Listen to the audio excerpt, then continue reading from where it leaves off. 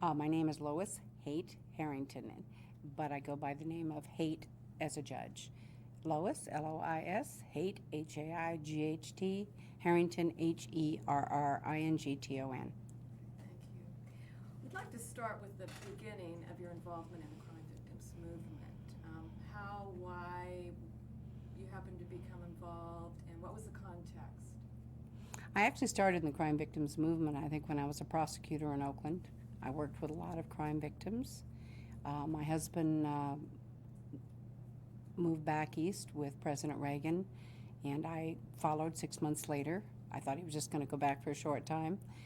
And I was at a dinner party and got in an argument with somebody and was observed, I guess. And they called and asked me from the Department of Justice if I would be interested in being on the Victims Task Force. And after some discussion, they asked me if I would chair it. And I thought, wow, what an honor. I would love it. And so that's how I actually got involved. Although I'd been on the National Coalition Against Domestic Violence in our own county and been on our local coalition and worked a lot with crime victims, I'd never had any kind of large, exposure to the whole United States. Could you tell me a little bit about your involvement in the domestic violence activities in your own state? Well, what we were looking at mostly was how the domestic violence victims were treated, and when the police responded, what did they do? And how much help did they give the victims?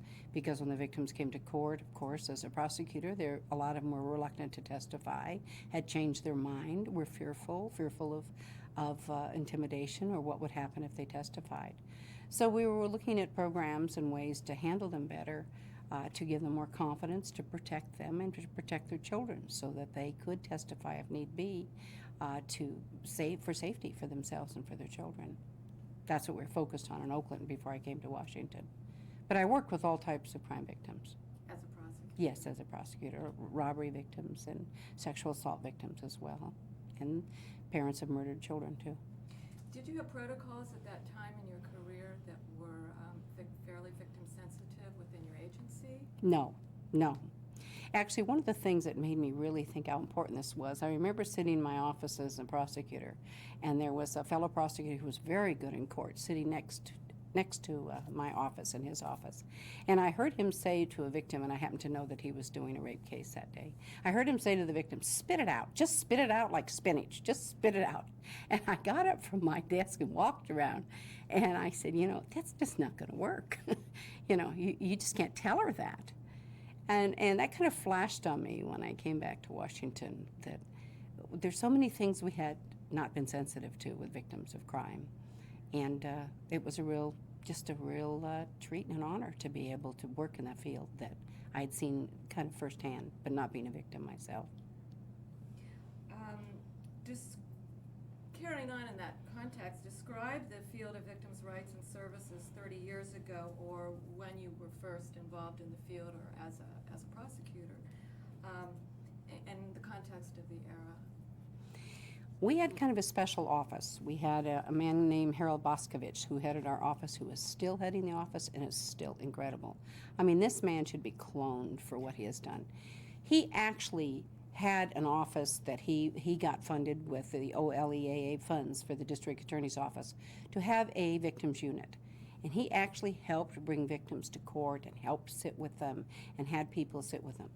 But it was very minor in comparison to what needed to be done. But it was something that I could look at and say, there are things that can be done for victims, and they can be done better, and they can be done with more help. But he really set the tone in the Alameda County District Attorney's Office for sensitivity to victims' issues. It just everybody hadn't been trained in it, and they didn't realize it, and they weren't sensitive. Were you experiencing a lot of resistance to it among your colleagues?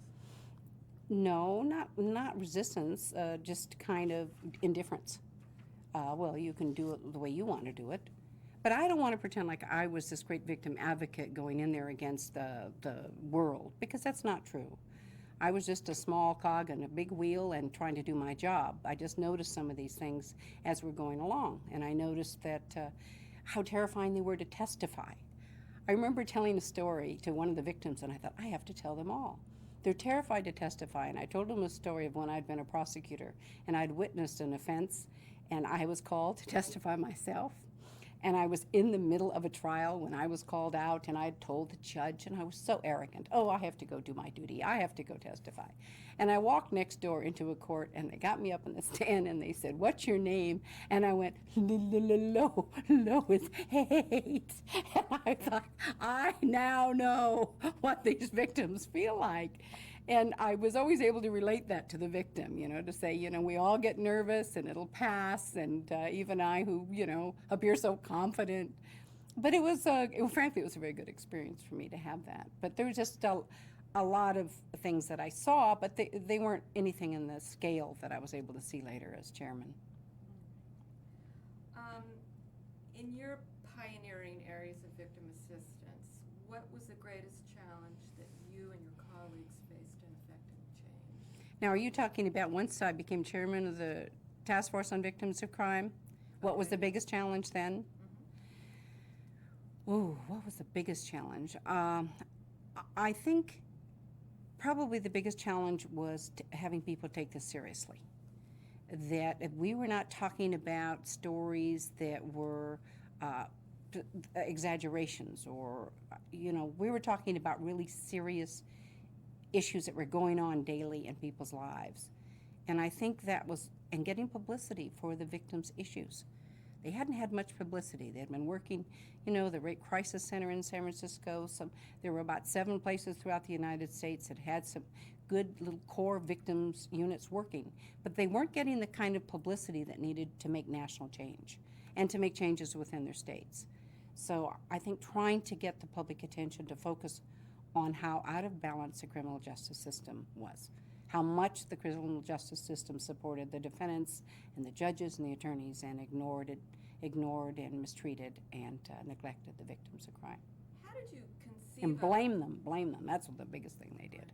Oh yeah, I mean the blame was insidious, and it was so insidious it was hard for people to recognize it. The employer would blame the victim, the friends would blame the victim. Why did you go out at night? Why did you wear that red dress? I've told this story oftentimes, but one of the victims testified before us on the task force and said, blaming victims is like analyzing the cause of World War II and going, well, what was Pearl Harbor doing in the middle of the Pacific anyway? I mean, it was just that stupid. But the blame was insidious. The victims felt it. They didn't want to come forward and be blamed. They weren't coming forward and reporting crime, and therefore the criminals weren't being held accountable. So it was really a big issue.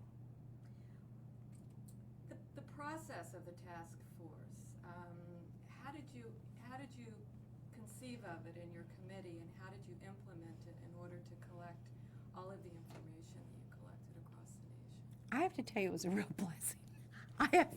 I have no idea. They gave me an office. They said, you can have a staff, you can have a secretary, and you can have an executive director, and it's all yours, and goodbye. And it was just a lot of good luck. I ran into people like John Stein and Marlene Young from NOVA, who were incredibly helpful. We ran into certain groups, certain law enforcement groups that were very helpful. We started to figure out how we wanted to do this. We realized that we needed to hear from victims of crime. So we went around the country and had hearings on victims of crime. And that was how we got a lot of the information. And the hearings weren't the only place we heard from. We'd had breakfast with them. We'd have lunch with victims. We'd have dinners with victims when we were out on the road. We never stopped listening to their stories. Could you describe a memorable hearing? Well, one of the most memorable hearings we ever had was with when we were in the Midwest, and we heard Betty Jane Spencer, who I don't know if you're interviewing for this because she's such a valiant woman. And Betty Jane, who was in a farmhouse with her 4 sons, and 4 hoodlums on a crime spree broke in and killed all 4 of her sons. They shot all 4 sons in the back of the head with shotguns. And Betty Jane they shot also, and in the carnage she was left for dead. She survived. And Betty Jane testified at our task force, and you can imagine there was not a sound when she testified. And she said, all these hoodlums were caught, and they were apprehended, and they're now in prison.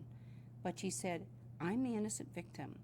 They are getting all the help they need, psychology, they're getting medical help, they're getting education. One was studying to be a lawyer, their families on welfare, they're getting help. She listed all the things. They're getting their food, their clothing. I'm the innocent victim. I had 4 horrible funerals to go through and the staggering expenses. I didn't get 1 single cent. That's how out of balance our system had become. And I think that was a real turning point for helping, and certainly one of the stories I was able to tell the president and to get his support for the Victims of Crime Act. We had several others, but I don't know if you want to go into it now. We had one on continuances, which I thought was very good. We had a young man from San Francisco called Elvis Regalia who was owned a pharmacy, and he was burglarized and robbed so many times at gunpoint, and he always cooperated with the system. And he finally said, I had to sell my pharmacy. I could no longer afford to cooperate with the system, and I'd go down and wait in the hallways and find out the case had been continued or the case had been plea bargained. And every time I came down, I had to close my pharmacy anyway. Ironically, he said, I became the pharmacist at San Quentin Prison because I felt safer at San Quentin Prison. And by the way, we introduced these people. You want to see some pictures? Kind of interesting. I have a picture of that. Well, here's a picture of the task force being created by the president. Wait, maybe I should hold it up like this. Here's a picture of the task force being created by the president, which I think is kind of neat to see in the Rose Garden. Thank God I kept my notes. They told me I wouldn't have to speak, and I thought, maybe they're wrong. They did call me to speak. The president turned to me. I thought, oh, please. Then the next one is when we're giving our task force report to the president. It's kind of interesting. Can you see them here? And then the next one, I think, is the first Rose Garden picture. And the reason I'm showing you this is that here's Elvis Regalia, who I was talking about. Here is Betty Jane Spencer, who I'm talking about. And here are some other victims that we had. Here was the president, the vice president, and Attorney General Smith. But telling these stories and introducing these people to the president, I think, was very instrumental in getting the Victims of Crime Act that I think has helped start so much of this. I just want to ask, Lois, that people really consider the Little Blue Book sort of the Bible of the field. And what do you think about that? I mean, it really is the foundation of the victim assistance field. Well, you're asking about the Blue Book. First of all, you have to understand, I think it was the first small book that came out. And we kept getting these, people said, well, I said, show me examples of reports. And, task forces, I guess, were pretty common in Washington. I didn't know, it wasn't from Washington. But they had all these reports, and they're big floppy things, and I thought, well, you can't put that on a shelf. I want something that you can actually set up, and it won't be laying down, and it would be noticeable so people would get it. And then the report itself was really gathered from listening to all the victims and their concerns regarding the law enforcement and prosecutors and the judges and the needs they have for victim compensation. And so we sat down with our staff and with the members of the task force report and went through the issues and then fine-tuned it. I do, I can't take credit for writing that whole report, but I'll tell you I edited everything because I was so terrified it was going out under my name.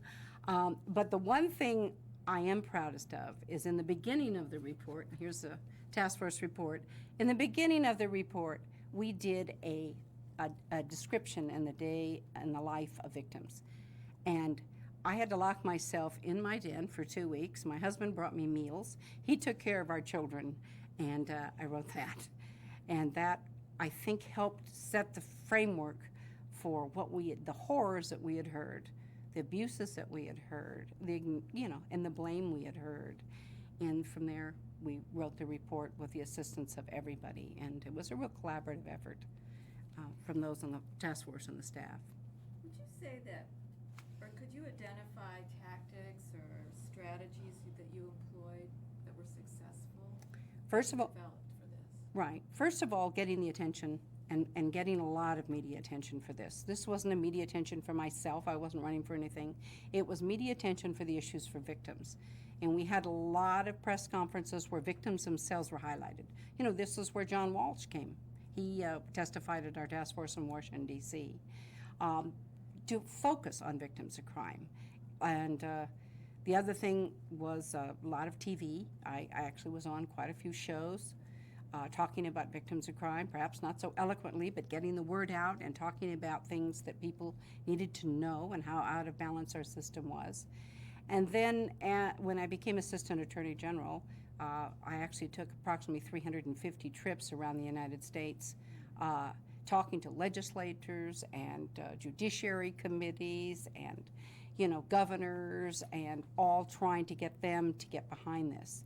And it was a real effort. I mean, and our task force members talked to their people. Ken Eikenberry, who was Attorney General of Washington, talked to his people. Pat Robertson, who was CBN, who had a big following, talked about the issues on his show. There was a chief of police out of St. Louis who talked about this issue to his law enforcement. He was also head of the International Associations of Chiefs of Police at the time. So there was a lot of attempt to get the information out as we gathered it, then to get the information out as to the needs. Do you see that there were areas that you would consider a failure, goals that weren't able to be achieved? Yes, I think one of the things that we did, I hate saying that, failure, but we were so idealistic. We thought that if we got this money out, that everybody would get it. And the reason we really focused, in fact, when I had to brief the president, I had to brief him on the Victims of Crime Act, and then I had to brief him on family violence separate at different cabinet meetings. And we focused on the fact that there were so many little families doing this, small groups doing this with no support helping victims, that they were coming to court with victims, that they were doing these programs out of their garages or out of their guest bedrooms or out of their living rooms. And just a little support to some of these groups would mean so much to the victims in their area. Well, what we didn't realize is that when we put this out and there was money available, these huge glossy people came in with incredible applications with, that kind of like the big store and the mom and pop store that kind of pushed aside. And we weren't prepared for that. And I think the directors following had a lot of work to do to clear that up, because we saw that right away as an issue, but it was very hard to undo what we'd set in motion with the prerequisites and stuff to have these programs. I think that if we had somehow been more vigilant, we would have been able to anticipate that all the district attorneys would come in and want to gobble up all the money, or all the law enforcement would want to come in and gobble up all the money, and not these mom and pop people who were doing a lot of the grunt work and doing the real field work and the serious work were not getting the help they needed. So I think that was one of the things that we didn't anticipate well, and I've always felt badly about it, but I'm pleased to see that those directors following did an awfully good job of cleaning that up, and I think John Gillis, the current director, is very sensitive to that issue, and we'll keep vigilant. What do you perceive as the one greatest accomplishment that's promoted victims' rights and needs? I think if I was to say the greatest accomplishment personally for victims, it would be that their counseling is being paid for.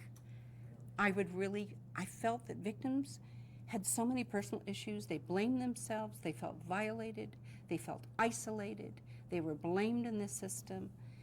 I mean, there's so many things that are important, and I don't want to denigrate those. But the need, I think, for the victims, specifically for compensation, to have therapy, to understand a little of the issues, to be able to talk about their fears, to be able to get past their victimization. And I do believe that getting counseling as a prerequisite for the states to get funding was a very important concept. Some of these people have real hard times getting past without some kind of professional help. They feel so vulnerable and so violated. Was the professional help there for them at the time, or was that also something that had to be developed? That had to be developed. I don't mean that there weren't therapists and counselors, but I don't think they were as trained in that arena, and I don't think they were even thought about the issue of victims of crime, and they certainly hadn't done it in the States in terms of providing help for victims of crime.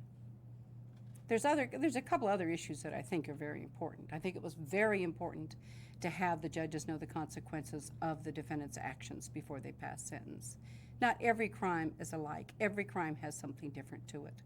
And one of the cases we had with in Washington, D.C. with Elizabeth Montgomery, one of our victims, who also met the president, was she had been mugged and thrown to the ground, and the case had been plea bargained. Nobody bothered to ask her what had happened to her. The case was, I think the judge gave the defendant 6 months or something probation and a $300 fine. Well, nobody found out that actually when she'd been mugged, she'd been thrown to the ground, her hip had been smashed.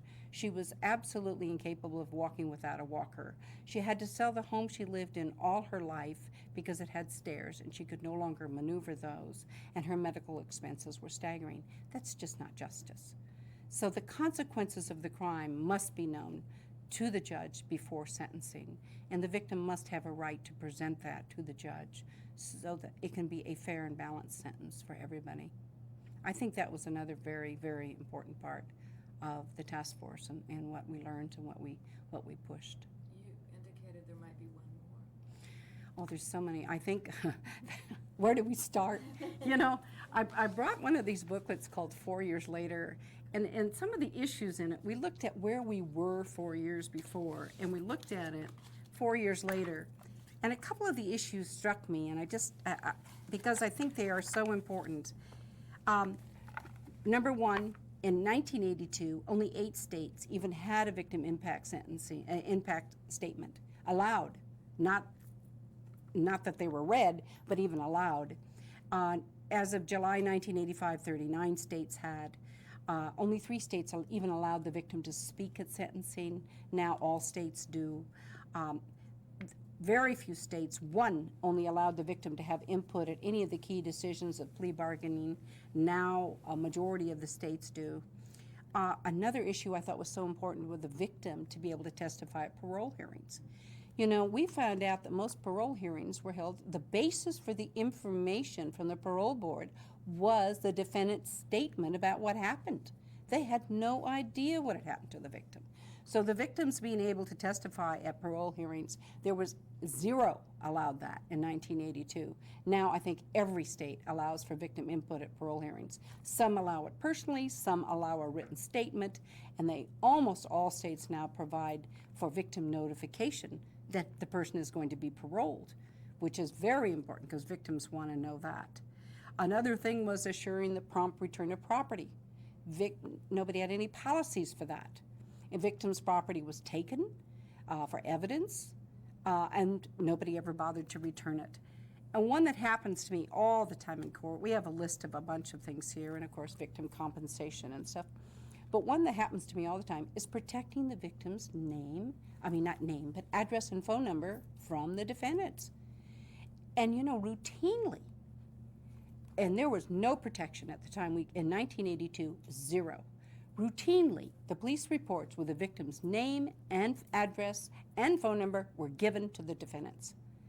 Now that has totally been eliminated, but you still have to watch it. I was saying earlier that I still have the prosecutors in court going, "Where do you live, Mrs. Smith?" And I'm saying, "Whoa, wait, don't answer that question." And if it's a burglary, he knows. And if it's not, don't tell him. You know, I mean, you still have to watch these things. Or they'll go, "And where do you work?" I go, "Whoa, what's the relevance of that question?"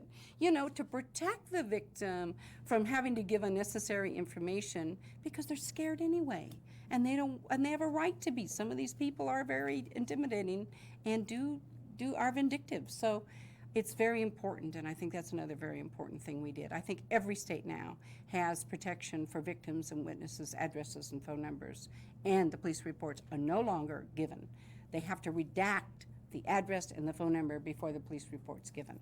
And if they have a reason for knowing it, for some reason, evidentiary reason for knowing it, then they have to come into court and express why and have a hearing on it, why their reason is so necessary, which shifts the burden tremendously. So I think that's another important consideration. What would you say is needed today to continue the growth and the professionalism of our field? What do you think might be missing in terms of being professional? Well, I don't know. What's the word professional? Sometimes I think the word professional means bureaucrat, and then I just kind of get all sorts of shivers and chills. I think John Gillis's statements that he made earlier today were important. just keep listening to the victims. What are their needs and are they being met? Because when we get into bureaucracies and we get into experts, we get people that think they know. They think they know these things are done because they're in law. Well, there are a lot of laws that are not being followed, that are observed in the breach. And the victims are the ones that can tell us that. So I think the need to keep vigilant, to make sure that the laws are actually being observed, can only be done really by listening very carefully to the victims and their experiences. What advice then, and perhaps this is a continuation of what you just said, would you give to professionals and volunteers who've joined our field more recently, say in the last decade? Well, you know, I actually do help give a little speech every time, 4 times a year to training victim advocates in California. I love doing it. The first advice I give them is go meet your judges and tell them who you are, what your purposes is, what your role is, and why you're there. I guess I hearken back to a time when I was a DA and I was representing a rape victim and the judge ordered me out of court. And I was there for the sentencing. And I said, but Your Honor, she has the most influence and most interest in what's going on. And he said, you're trying to influence me. You bet your boots. I was trying to influence him, and I was ordered out of court. So I want to make sure that the advocates know they must inform the court about who they are, what they're doing, and what their needs are. You will hardly find courthouses with victim witness waiting rooms separate. That is a necessity. These kind of things have to be done. So the victim advocates, I would say, first of all, get to know your courts, get to know your law enforcement people, find out what victim services are available so you can make those available, and be there in court for your victims. Because it never fails when there's not a victim advocate in court. You know, the judge cannot be a victim advocate. You know, you have to be very fair and balanced. And you see people sidle over to a victim sitting in court. You see all sorts of things going on. So to be there in court with the victim when they're there and to give them all the advice and support. Because a lot of victims come to court and there's nobody there. Do you suggest to the graduating advocates that they introduce themselves to the judges in the courts where they're presiding? Absolutely. Do you cheer them on? Because some of them may feel quite intimidated. Oh, I do. I not only cheer them on, I give them some ammunition. Because if these judges do not follow the victims' rights laws that are in place in the states, they can be held to discipline. And I tell them in California that 2 of the first cases in judicial discipline were because of treatment of victims by the judges. And the judges were publicly admonished. So I said, if they're not cooperative one way because it's right and it's just, then try another way. That, you know, it's real important that you do, because that's a canon of ethic, and it's also the law. And so I try and do both sides so that they have some ammunition if the judges treat their victims poorly or if they're rude to them. And sometimes judges have not had the training in victims that they need. And you know, there's nowhere in law school hardly the victim is ever mentioned. I mean, they may talk about the victims of an oil spill in some other country, but where the victim of crime, in my criminal law class, never mentioned the word victim of crime. It was always the criminal we focused on. And that has not changed in most. And I know that because I did one kind of a survey when I was Assistant Attorney General on that, and I've done another survey since, and I still cannot find victims being taught in law schools.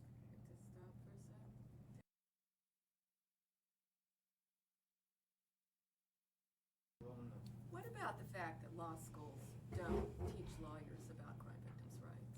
I think it's outrageous.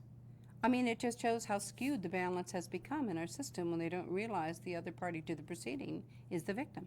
They have an obligation to do so. I do not understand their reluctance, but it is endemic. What do you call that word? Endemic? It's endemic. I mean, it's everywhere. And judges go to law school, and when they come out, they've never heard anything about victims of crime.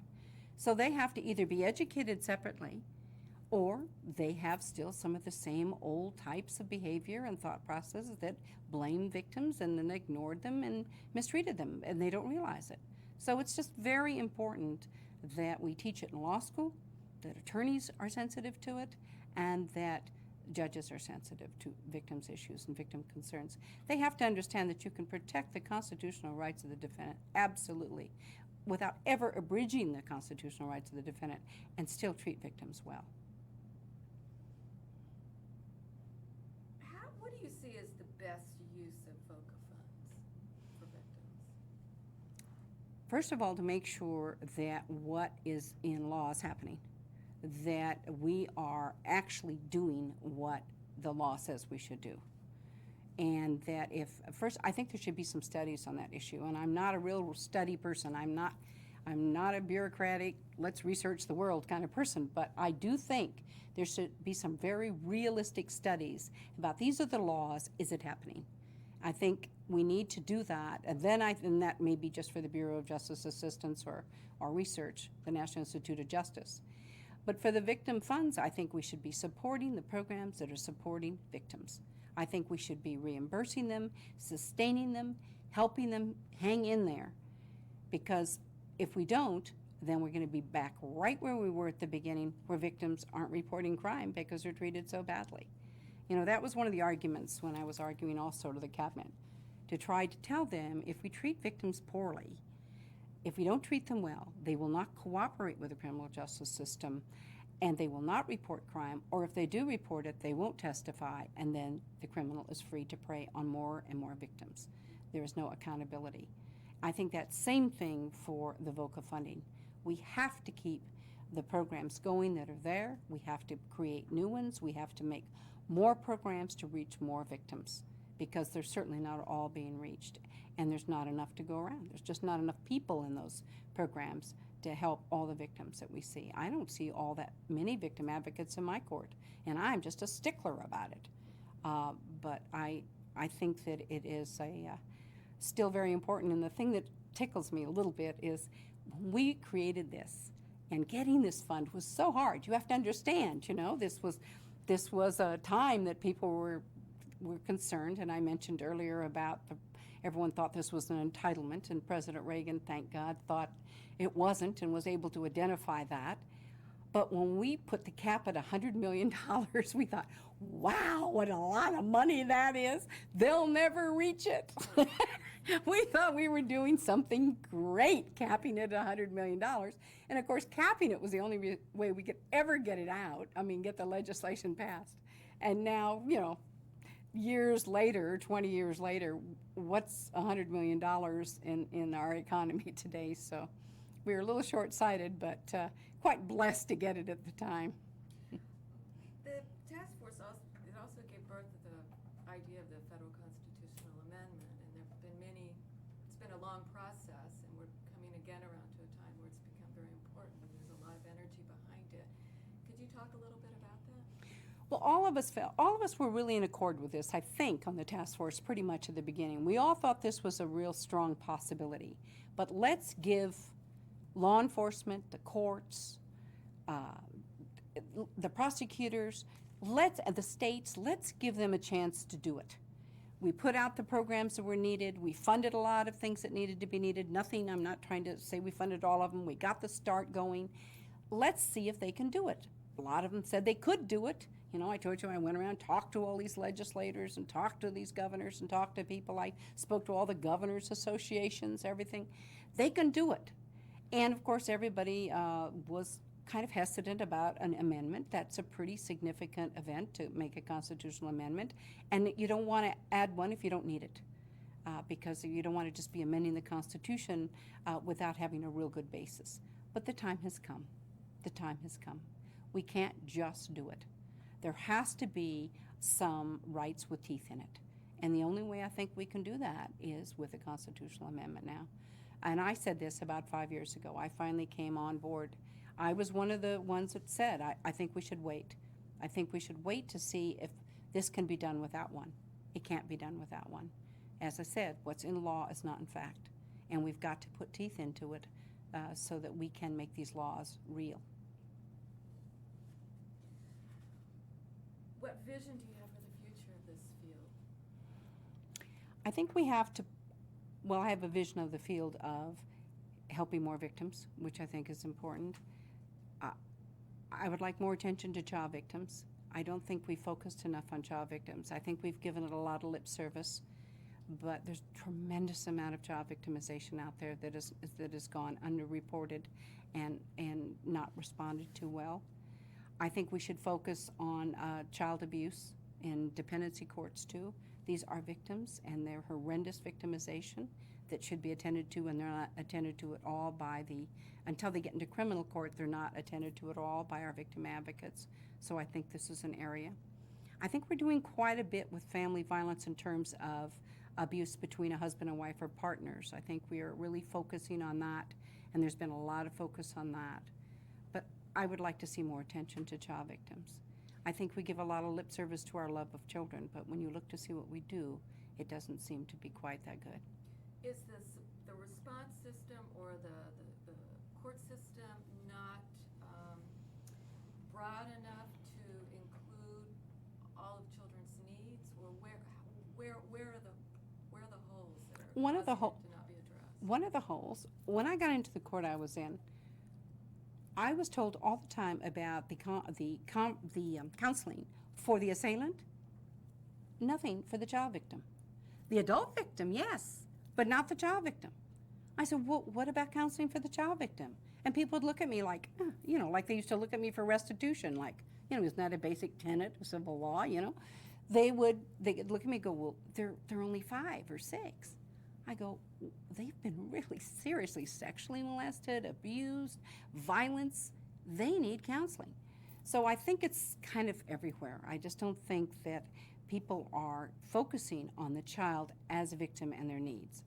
When I did the task force, the horrible crimes that were happening to children, especially the molestation crimes, and the cavalier way we were treating those victims and the assailants had absolutely zero practically accountability. We heard that time and time again. And I think we just need a lot more work in that area to be sensitive. I mean, these children are our future. And we do know that violence does beget violence. And we do know that children learn from what they see. And if we want to change that script for them, we have got to get them help earlier.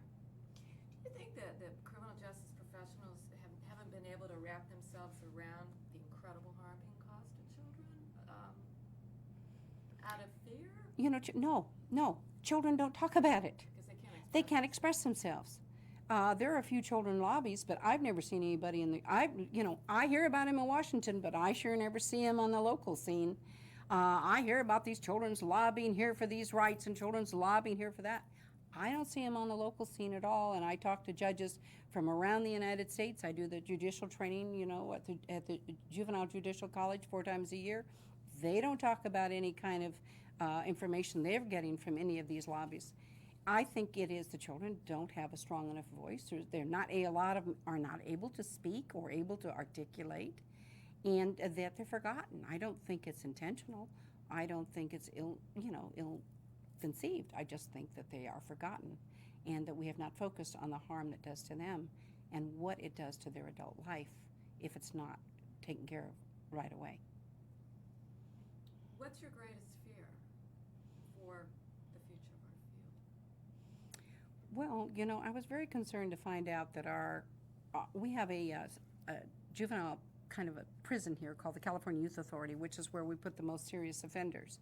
We had a wonderful program there, started by Sharon English, who was just an incredible victim advocate. She started this great program there. I just found out that it had been canceled.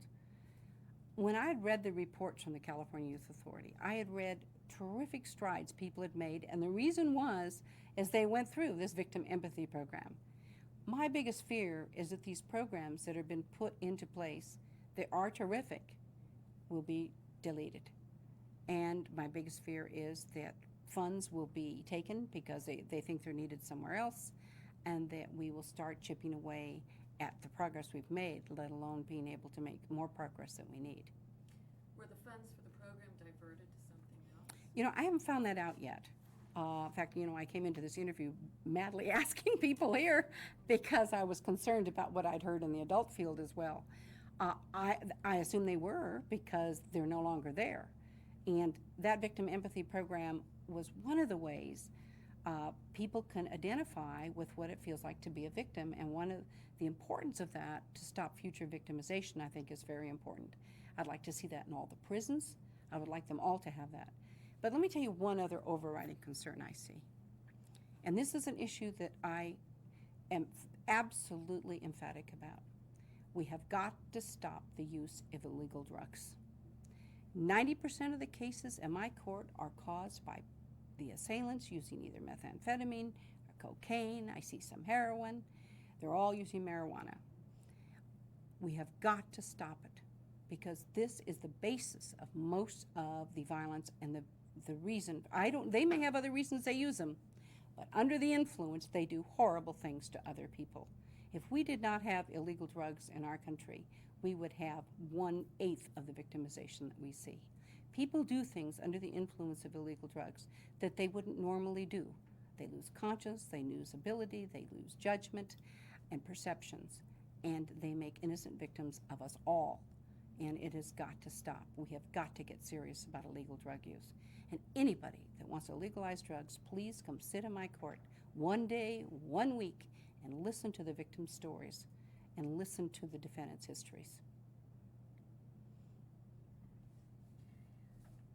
Is there anything else that we haven't touched upon that you feel is really important that you'd like to bring up? I was thinking we were talking of some of the people that have been so wonderful in the field, and I just want to make sure that they get the credit that they deserve. I think, first of all, Stanton Saminow, who was on our task force, has gone on to still get himself involved in caring and supportive and doing terrific counseling on victims and writing very eye-opening and good books about the issue. I think, as I mentioned before, that Marlene Young and John Stein should be getting terrific kind of applause for their tenacity and hanging in there through the good times and the bad, not wavering. I think that Marianne Largan, who helped start the Coalition for Sexual Assault, should get a lot of credit. I believe Donna Medley, who helped head up the National Coalition Against Domestic Violence and helped get funding to help victims of domestic violence get support and help, I think she should get credit. I think Ann Seymour, for the incredible work that she has done to carry on the victims' rights in her field, should get credit. I think there's so many people that have contributed to this field that don't get the credit and the recognition that they need.